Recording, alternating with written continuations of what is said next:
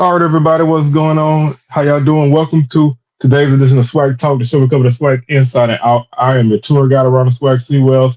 Coming at you, we continuing our 2024 season recaps. Today is the Bethune-Cookman Wildcats, so we'll talk about their season.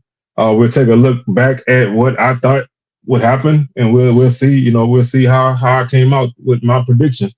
Also, don't forget to hit the socials, Facebook and Instagram are both Swag Talk, Twitter Swag Talk 76. Also, don't forget to like the video, share and comment your thoughts on the Wildcats. We're gonna have a couple more of these videos dropping this weekend, and then we'll come back at the first of the year. But we're gonna roll through these, and don't forget to subscribe while you're here. If you already subscribed, thank you. If you haven't, man, check us out. Check out a lot of our content. And if you like what you see, hit that subscribe button, man. We would most definitely appreciate you being a part of the Swag Talk family. So we're gonna go ahead and jump into this. Wildcats had a tumultuous season to a degree. 2-10, 2-10 overall, 2-6 in conference. So third straight 2-win season in conference. They finished the season on a 3-game losing streak, although they did play better toward the end of the season. They're 1-4 at home, 1-5 on the road, 0-1 in neutral site. Just to start it off, I predicted this team to go 3-9. I thought they would beat Clark Atlanta, Valley, and Texas Southern. They lost to Clark Atlanta. They beat Valley, and they beat Grambling and lost to Texas Southern. So I had one of those two wins. I had one of those right. The other two were wrong. Looking at their 2024 schedule, they opened up their season with a 48-3 loss to USF. They lost to Mercer 31-2. They lost to Western Michigan 59-31. They lost to Clark Atlanta 38-37 in a game that they all intents and purposes they should have won this game. Had them stopped and had a penalty that extended the Panthers' drive, and they were able to kick a 55-yard field goal to win the game. And that's just a missed opportunity there. That should never happen. Bama State beat them 26-21. The game they scored a flurry of points to make their game a little bit closer than what it is. Alabama A&M beat them 56-12. They picked up their first victory against Valley 20-10. They had a first half dog fight with Jackson State. It was 17-17 before Jackson State came out and kind of stepped on them 37-17. They picked up their next win at home against Grambling 24-21. And then they lost to Southern in a 5 overtime game, 25-23. That was a game they led 3-0 to the fourth quarter. Probably, not even probably, they should have won that game. Just could not close it out. And that's kind of like a mark on the end of the season for them. They lost to Texas Southern 17-14 in a game. Again, they had a good chance of winning. And they went toe-to-toe with FAMU and ended up losing 41-38. Again, they could have, a couple of breaks here and now. This team's record could have been different later in this. Like I said, I think this season breaks up into like six games each way. The first 6 games, they were 0 for 6. The last 6 games they finished at 2-4. Now that ain't great, but it's better than 0 for 6. So I think they started to kind of find some things, that was working. They had some guys injured at certain portions of the early portion of the schedule, and it take a while for teams to come together when you have a lot of new guys on your roster. And I think that was one of the issues that this team had. They did have some turnover there. They did have a lot of additions on their team. So kind of looking at some of the thoughts I had coming into the season, and also if you want to go back and check out my 2024 Bethune-Cookman preview, I have it linked in the description, and it also be on the end screen. So if you want to click it after that, you can check it out and watch it. If you missed it or you want to catch it again, you can do that. So my main thoughts were there were a lot of new faces on this team. They brought in like I said, a lot of new guys. They lost some guys who had came in last season. So there was some turnover on both sides of the ball, and they added some guys in coming into the season, I think a lot of people thought that this team could be like a dark horse, not necessarily a contender for the division, but a team that would be in that 5 or 6 game, 5 or 6 win club, in the in overall, maybe they can win 3 or 4 conference games and be a team that can make it rough for other teams.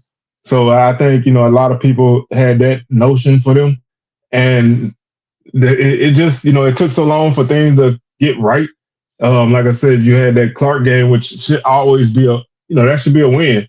And some issues really held them back with penalties and stuff. Um, and that did them in there. Um, some new faces did step up, and one new face that stepped up, really huge for them was Dennis Palmer at running back. This kid was a true freshman. Um, didn't even play until the Alabama State game. So he basically played 9 games. His first 2 games that he saw action in, he had 72 yards on 17 carries between the two. The final stretch of the season, he had 27 carries, 128 yards against Valley, 20 for 73 against Jackson State, 20 for 86 and a touchdown against Grambling, 19 and 84 and a touchdown against Southern, 19 and 87 against Texas Southern, and 37 carries for 178 yards against FAMU and 3 touchdowns. So this was a kid who was not even playing early in the season, stepped in and stepped up. And so that's a guy who was a new face, and a guy who was a new face on the field for Bethune-Cookman, but not a new face to the team. And that would be also the quarterback, Cam Ransom. He transferred in last season from McNeese, but wasn't able to play. He had some up and down moments earlier in the season, but he did have a 382-yard performance against Clark Atlanta and 3 touchdowns. And like I said, he threw for 143 against Bama State, 105 against Alabama A&M. He had 19 against Valley. I think he was kind of banged up then, but Grambling, he threw for 199 and 2 touchdowns. Southern, he threw for 243 and 2 touchdowns. Texas Southern, 219 and 2 touchdowns. And FAMU, 196 and 1 touchdown. So in that 4-game stretch to close out the season, he had only 1 interception and 7 touchdowns. So he really started to kind of around the corner, and he didn't necessarily run as much as he did earlier in the season, although he wasn't a guy who put up a lot of rushing yardage, but he was a threat to make some things happen. He was more a passer toward the end of the season, and he was very efficient, 18 or 20 against Grambling, 23 or 36 against Southern, 22 or 34 against Texas Southern, and 11 for 21 against FAMU. So he got better as the season went on, and I think the offense started to kind of find their footing a little bit. Those were a couple of guys who really kind of stepped up as the season went on. And my next thought was, the offense has to develop consistency and explosiveness. Last season, this offense really did neither. They only averaged 3.4 yards per carry on offense, and they had 125 yards per game. Through the air in 23, they averaged 4.8 yards per pass, which is not, they weren't going down the field much at all. And they had 9 touchdowns and 10 interceptions, 134 yards through the air. They had 260 yards of total offense last season for a 4-yard per play average. This season, some of their numbers went up. The scoring went up from 18 to 20 points per game. Their total offense went from 260 per game to 290.2 per game. Their yards per play went up to 4.7. Their rushing attack, ironically, their rushing attack got worse numerically. They ended up running for 105 yards per game, and they only ran for a per carry average of 3.0 yards per carry.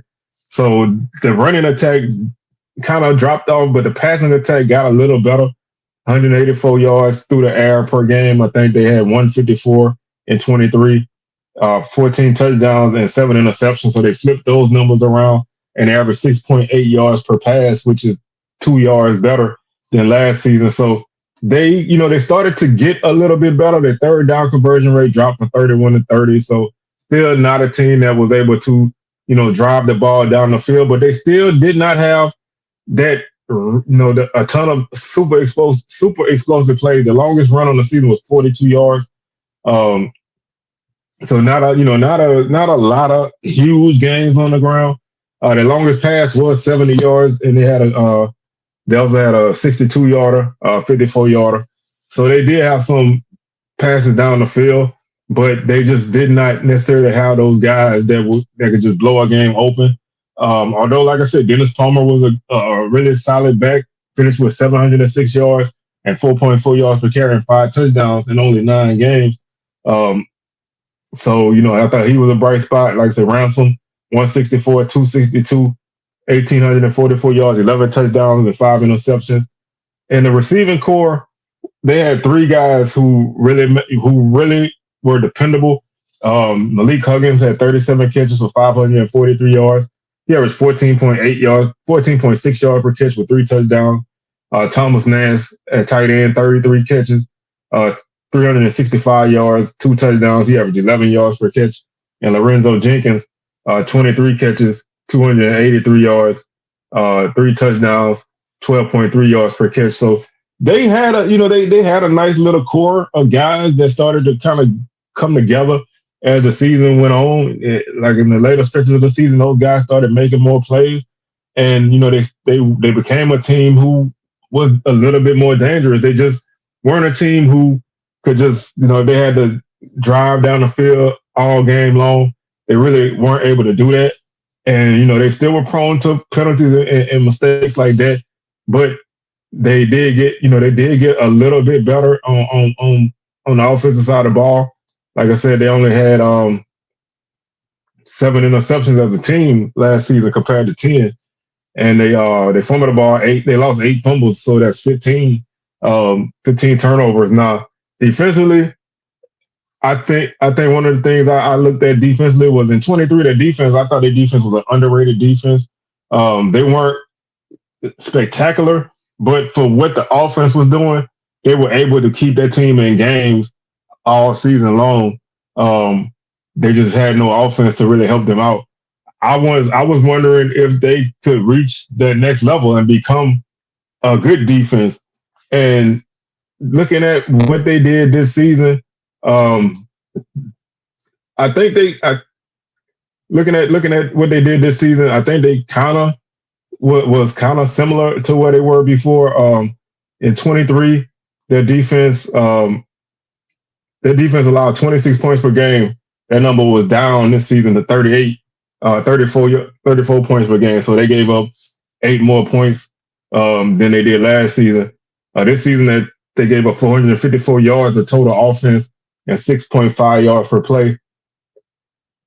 That number obviously dropped from 23, where they gave up 370. Where it rose from 23, where they gave up 377 yards and 5.8 yards per play. So defensively, I think they sort of have some deficiencies this season, and I think that hurt them a lot more than they did last season. Last season, they were 8th against the rush at 168 yards per game. This season, they finished 11th against the rush. They gave up 237 yards per game. So that's a big jump in running and rushing yardage, which changes the trajectory of a lot of games. Now you can't stop teams from running the ball, and teams can just plug away till they bust loose. And that's kind of what happened in some games. The passing defense last season was 9th at 209 yards per game. This season they finished 8th at 217, so they gave up a few more yards through the air. They did finish with 10 interceptions this season, which put them 7th in the league. So they were opportunistic. They were able to force a few turnovers here and there. Last season, they finished with 9 interceptions, and that was 7th in the league. So pretty much the same. I think one thing this defense did better this season um, than last season was they rushed the passer pretty well. They had 22 sacks last season, which was eighth, and this season they finished with 25 sacks, three more, but they put them at fourth place this season. And I think for a good stretch of the season, they were one or two in sacks. And I felt like this was like a boom or bust type of defense. Either they got to the quarterback or they gave up huge chunks of yardage.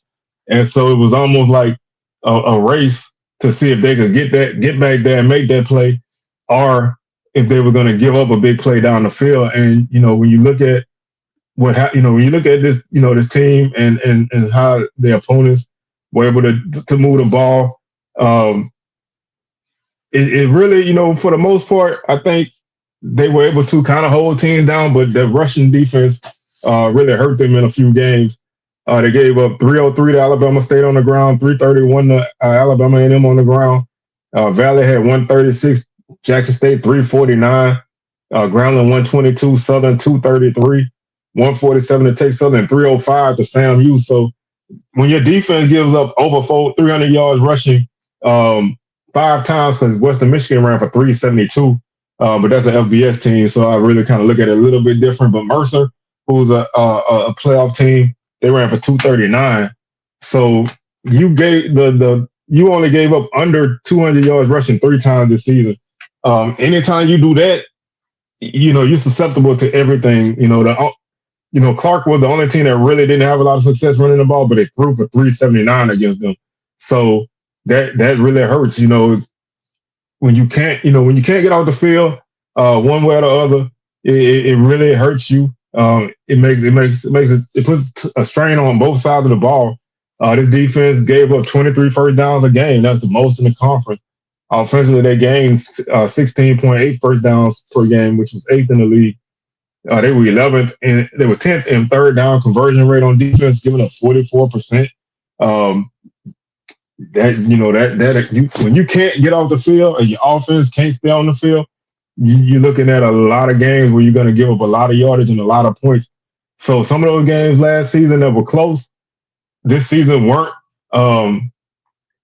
And even when you look at a game like Southern, where this game was a game where you basically led this team the whole game and you lost by 2 in overtime. They were still able to generate 233 yards on the ground and 164 through the air. Meanwhile, what you did in that game, 66 yards on the ground and 243 through the air. So you really, statistically, by all intents and purposes, you probably should have lost this game worse than what you did. But, mistakes by the other team really kept you in the game. And, that's something that kind of happens in those situations. But I think they just didn't really have any consistency. Like I said, this season they finished with 13 takeaways. So they finished at -2. That's better than they were last season, which was -6, but that's still a negative ratio. So you're still losing the turnover battle in most games. But it did get better, and a lot of it was because you didn't turn the ball over so much from the quarterback position. And quarterback was one of my thoughts. And I said earlier, I thought Cam Ransom did a solid job at quarterback. I think he's the guy that makes that offense go. Anybody else out there that they have right now, I don't think the offense moves much at all. The unknown is still there for this team, and that was my last thought. For this team is the unknown is still there. We still don't know anything really about Bethune-Cookman, identity-wise. We know that we know they can be scrappy. We know they fought and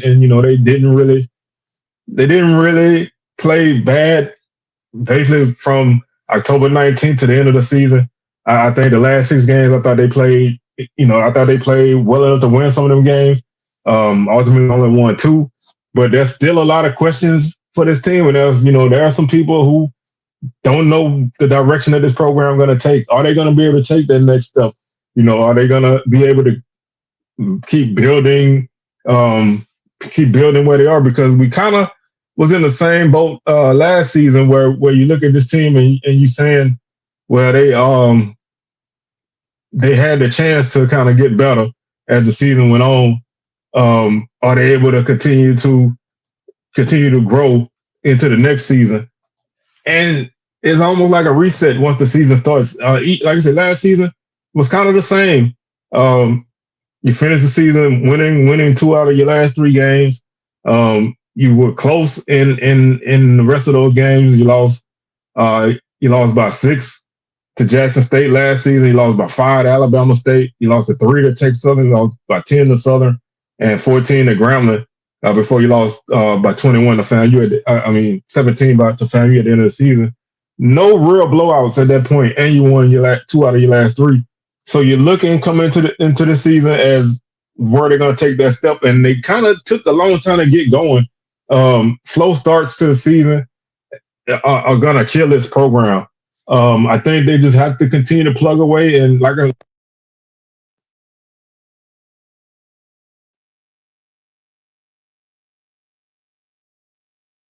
don't they going. We don't know much. We know they got some talented guys individually, but they have to be able to put things together. They have to stay healthy, and they have to have a consistent unit on the field on both sides of the ball. Now, I will give some props to their punter. And it's not being funny or nothing. A lot of times, people, oh, the punter doing this. You kind of being a little shady, but Anthony Frederick was a weapon for this team. Really, averaged 43 yards per punt.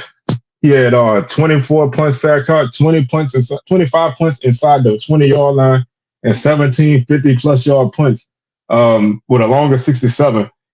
This was a guy who, when your offense couldn't move the ball, he was putting the defense in good field position to start off on drives, but the defense couldn't get the stops, so teams would still move the ball down the field. But a guy like that is a weapon for a team, and if you have a good team and you have a guy like that, that can be that can win you games. And so it's a shame that he had to work with that. With that as a team that couldn't get over the hump, but that was definitely a weapon for them, and I wanted to recognize him in that aspect. Of course, in the return game, Darnell Dees was who he was this season. Last season, he was kind of off. This season, 2 kickoff returns against Western Michigan for touchdowns, averaged 24.6 yards per return. Malik Huggins had a punt return for a touchdown, so they had 3 special teams return touchdowns this season, and that's always a vital thing. They averaged 15 yards per punt return and averaged 20 yards per kickoff return. So they had opportunity to put themselves in decent field position, but like I said, they just couldn't consistently move the ball. So that's going to do it for this Bethune-Cookman recap. We'll be back with our FAMU recap.